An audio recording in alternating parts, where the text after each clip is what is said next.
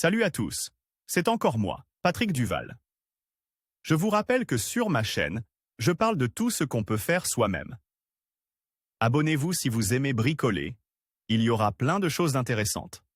Et maintenant, passons directement au sujet de cette vidéo. Coupé de petites pièces en bois, en contreplaqué, en plastique, en aluminium et même en acier, vous pouvez fabriquer une mini scie à onglet de table.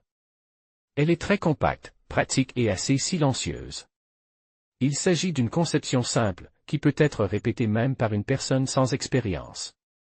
Ce qu'il faut, 895 moteurs électriques 24V12K RPM, http://ali. Pub 5 pouces support de montage du moteur, http://ali. Pub 5 crues connecteurs, engrenage pour courroie dentée 36 dans 8 mm, http://ali. Pub 5 engrenage pour courroie crantée 16 dans 5 mm, http://ali. Pub 5 roulement de support sur les jambes KR 082 PCS. http://ali. Pub 5 sous courroie dentée 240 mm, http://ali. Pub 5 sur 00 arbre 8 mm, http://ali. Pub 5 sur 16 boutons sans fixation 16A, adaptateur d'arbre 8 mm pour lame de scie, http://ali. Pub 5 sur 52 support d'extrémité d'arbre 8 mm SK8 4 PCS. http://ali. Pub 5 sur 7 ailes contreplaquées de 10 mm, ressort pivotant. Processus de fabrication de la mini-scie à onglet de table. Une ébauche de 130 x 50 mm est sciée dans du contreplaqué. Les deux supports d'extrémité et les roulements y sont vis. Le support du moteur doit être fixe de l'autre côté. Deux arbres d'une longueur de 75 et 80 mm sont insérés dans les supports et les roulements.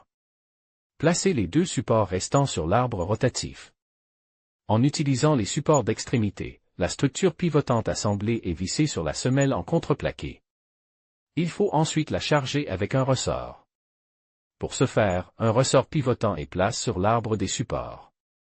Sur le deuxième arbre, un adaptateur sous la lame de scie et un grand engrenage sont fixes. Le moteur avec le petit pignon est installé sur le support. La courroie d'entraînement est ensuite tendue.